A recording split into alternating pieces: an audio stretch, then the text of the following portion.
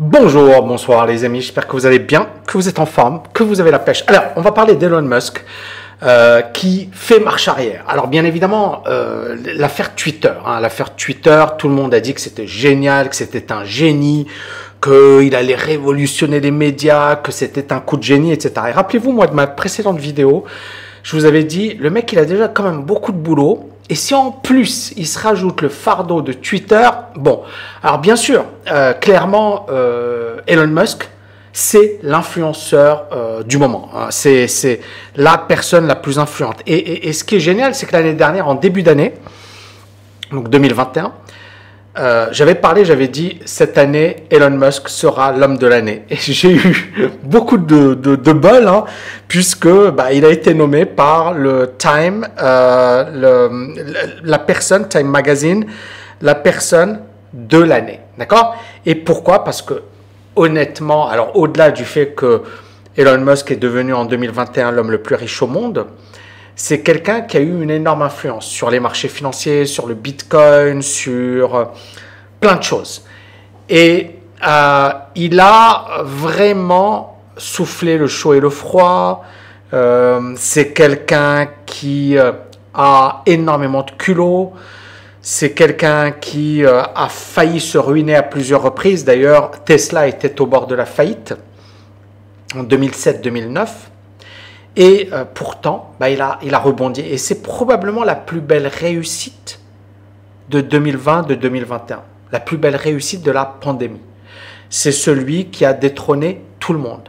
Alors que c'est la personne à laquelle on s'attendait probablement le moins. Il y a beaucoup de spéculateurs qui vendaient l'action Tesla, qui se disaient ça vaut rien.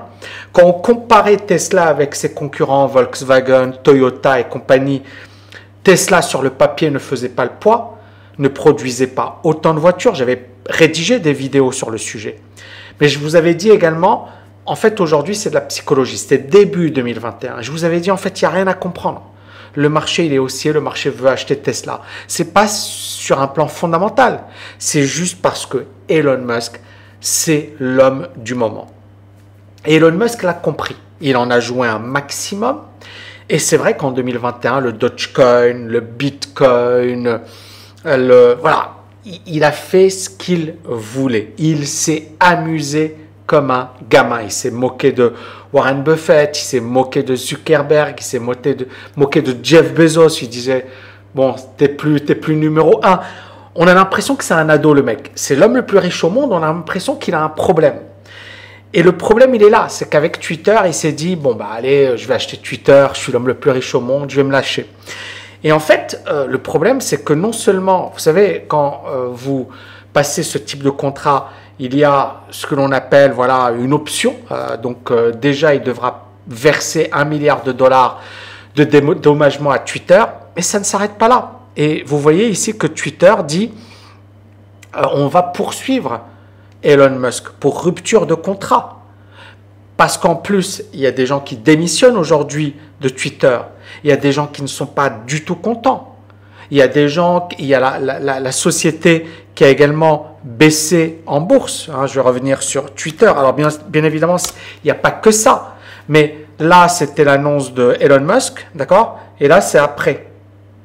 Et vous voyez, quand même, c'est-à-dire là, entre le plus haut et ce niveau, ça perd 31% quand même, les amis. Hein. Là, pour info, on était le 5 avril. Là, on est le... Donc, en un mois, ça perd 31%. Alors, ça avait déjà beaucoup baissé. Hein, mais là, clairement, cette baisse, c'est Elon Musk. Alors, Elon Musk, il avait promis d'acheter la société, voilà, aux alentours des... prix de 54,20 $ par action. Hein. On voit qu'actuellement, ça vaut 37. Donc déjà, il y a ce... Mais le plus incroyable dans cette histoire, c'est que Musk disait, moi, je m'en fiche de l'entreprise, du bilan. Et c'est ce que j'avais dit dans l'ancienne vidéo. On avait trouvé que c'était un peu audacieux de sa part. C'est-à-dire qu'il a dit, bon, moi, je m'en fiche, franchement, même s'ils ont des dettes, même s'il y a ceci, même s'il y a cela. C'est pas très important pour moi et franchement, voilà, Twitter, j'ai envie d'acheter Twitter. Et là, vendredi, vous voyez, il dit, j'ai décidé de suspendre l'acquisition parce qu'il y a peut-être des faux comptes beaucoup plus de faux comptes que les 5% annoncés par Twitter. Est-ce que c'est une raison pour abandonner le deal? Non, c'est du bullshit par rapport à ce qu'il disait auparavant, où il disait moi je m'en fiche de l'économie, je m'en fiche des comptes, j'ai pas envie de regarder ça, je vais acheter Twitter. Et il disait voilà c'est super, et il a fait tout son discours où il disait liberté d'expression, on va changer la manière d'avoir des médias, etc. Et là il découvre qu'il y a des bots, mais tout le monde le sait. C'est pas d'aujourd'hui, hein, les bots, je sais pas, il y avait à la présidentielle, il y avait même des candidats qui avaient des robots, etc. Et Twitter avait annulé tout ça. Donc, on le savait qu'il y avait des bots. Et les bots, il y en a partout. Maintenant, encore une fois, est-ce que c'est une raison pour suspendre le deal? La raison est non. Et là, il dit, le deal est temporairement annulé en attendant de calculer si les spam fake accounts représentent moins de 5% des utilisateurs. Et en fait, la vraie raison, c'est est-ce qu'il a compris qu'il était en train de faire une erreur? Est-ce qu'il a vu que économiquement ça n'allait pas dans le bon sens? Est-ce qu'il a commencé à comprendre également que Tesla a échappé à la faillite en 2017-2019, qu'aujourd'hui il était dans une phase énorme, que Tesla vaut largement plus que sa vraie valeur fondamentale, et que bien sûr qu'il peut prendre des risques, que c'est sa marque de fabrique, qu'il est connu pour ça, mais qu'à un certain moment, il y a des limites. Est-ce qu'il est en train de se poser cette question? Et donc, même s'il dit, voilà, moi je suis encore chaud pour l'acquisition, s'il y a un procès parce qu'il n'a pas honoré son engagement, ça pourrait lui coûter plusieurs milliards de dollars. Plusieurs milliards de dollars.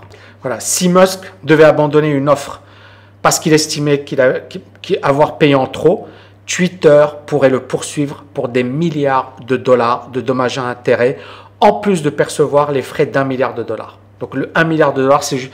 Vous imaginez la connerie, c'est-à-dire non seulement tu perds du fric, mais en plus tu vas devoir payer énormément d'argent. Et on avait eu dans le passé LVMH, c'était exactement le même cas de figure. Alors beaucoup disent que Elon Musk est en train de négocier, qu'il essaie effectivement d'obtenir un meilleur prix que 54,20. Moi je vous l'ai dit, si on rentre dans une configuration de crack boursier, même 38 $, c'est un super bon prix. C'est-à-dire que si on rentre vraiment dans une situation où le marché s'effondre, alors encore une fois, il peut ne pas s'effondrer, on peut être sur des points bas. Hein. Il y a d'ailleurs des gens qui te disent aujourd'hui c'est l'opportunité du siècle, etc. Moi j'attends un petit peu de voir avant de me dire que c'est l'opportunité du siècle. Mais il y a déjà des gens qui parlent de l'opportunité du siècle aujourd'hui. Donc peut-être que pour Elon Musk c'est un prix qui est juste énorme, mais si les marchés se retournent et si on assiste à un plongeon, Twitter sera aujourd'hui trop cher, Tesla va s'effondrer et puis Elon Musk aura de gros problèmes financiers. Et donc je pense que c'est ça ce qui explique pourquoi Elon Musk est en train de faire marche arrière. Et il ne faut pas oublier que Musk va emprunter de l'argent, il va également recourir à des investisseurs. Et donc, clairement, même les investisseurs vont lui dire, bon, ben, on veut de meilleures conditions, etc. Donc, ça fait partie du jeu, d'accord? La négociation fait partie du jeu, clairement. Voilà, et il ne faut pas oublier que Elon Musk a voulu acheter Twitter sur la base de la valorisation de Tesla. Or, Tesla, durant un mois, le mois dernier, a perdu 24% de sa valeur. Et Tesla est une action qui a fortement baissé depuis les plus hauts en novembre 2021. Tesla a perdu l'équivalent de 40% de sa valeur. C'est beaucoup quand même hein, pour une action. Et vous voyez, il y a eu effectivement des points bas, ça a remonté, etc. Mais on n'est pas encore rentré dans quelque chose de violent.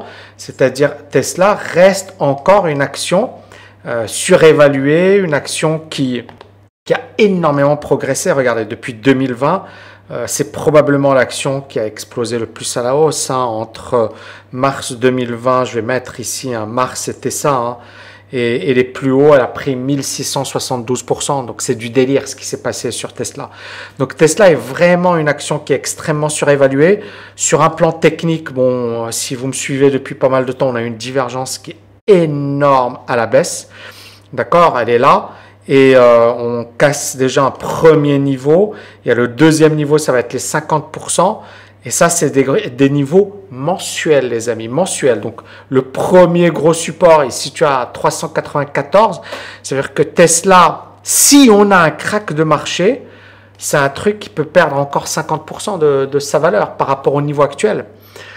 J'en sais rien, hein, peut-être que voilà, mais et ce serait pas méchant, c'est-à-dire regardez, l'action elle a tellement explosé à la hausse qu'elle ferait juste une petite correction normale, c'est-à-dire ça vaudrait quand même 382 alors qu'en 2020 ça valait 64. Alors il y a eu des splits et tout, mais voilà, par rapport au niveau, ce serait toujours une super valorisation. Vous voyez ce que je veux dire?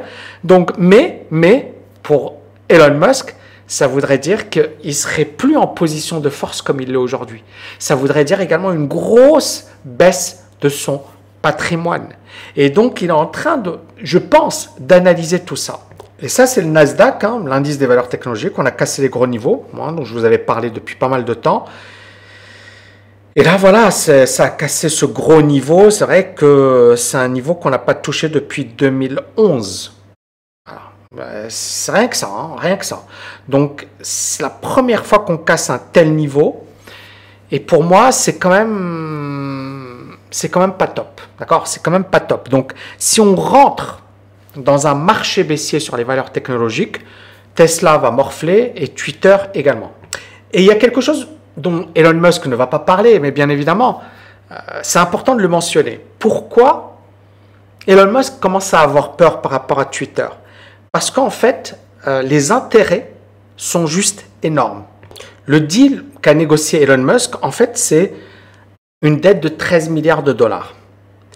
Et le problème, c'est que Elon Musk, il a voulu faire vite. Il a dit, voilà, moi, je veux acheter Twitter, etc. Il a négocié un deal.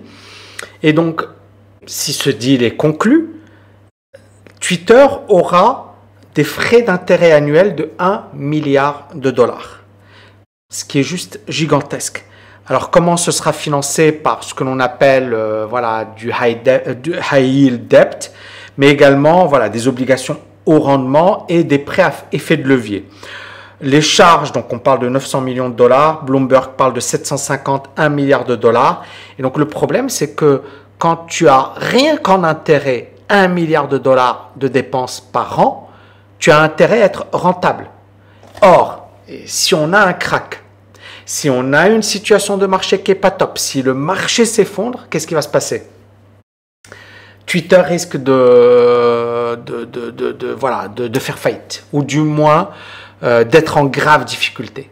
Pourquoi? Parce qu'ils ne feront pas le poids. Ils pourront pas honorer leurs engagements. Regardez ici. Les intérêts en 2018 payés par Twitter, 132 millions de dollars. 2019, 138 millions de dollars. 2020, 152 millions de dollars. En 2021, 51 millions de dollars. Avec le deal d'Elon Musk, on parle de 900 millions, 1 milliard de dollars. Ça veut dire que les frais d'intérêt vont augmenter, ça veut dire qu'ils vont devoir licencier, ça veut dire qu'ils vont devoir gagner de l'argent. Et je pense que c'est la vraie raison pour laquelle Elon Musk fait marche arrière actuellement. Et le gros problème, encore une fois, qui arrive à ce type de boîte, c'est surtout si on a une récession, si on a une crise économique. Ce qui va se passer, c'est que beaucoup de boîtes vont arrêter la pub. Elles vont diminuer leur budget pub. Et si elles diminuent leur budget pub, Twitter, comment elles se financent? C'est comme Google, c'est comme YouTube, c'est comme Facebook. Ces boîtes gagnent leur argent grâce à la pub. Donc, s'il n'y a plus de pub, si les budgets pub diminuent, si la récession diminue, clairement, l'un des budgets qu'on va couper le plus rapidement possible, ça va être la publicité. Et là, Twitter risque d'être en grave difficulté. Dites-moi ce que vous en pensez, les amis. Est-ce que vous pensez que l'achat de Twitter était un super bon deal? Est-ce que vous pensez que c'était pas un peu le truc de trop après ce qu'il a fait l'année dernière, le Dogecoin, le Bitcoin, GameStop? En fait, Elon Musk, l'année dernière, il était partout. Est-ce qu'on peut dire que c'était la connerie de trop? Dites-moi ce que vous en pensez en commentaire. Et encore une fois, n'oubliez pas de liker, de partager cette vidéo. Ciao, ciao, ciao les amis! Petite parenthèse rapide, si tu veux accéder gratuitement à ma masterclass de 2h30 et découvrir mon meilleur programme sur l'investissement, tu n'as qu'à cliquer sur le bouton ci-dessus. Et n'oublie pas de t'abonner à ma chaîne YouTube et à partager ma vidéo avec tes amis. À très vite.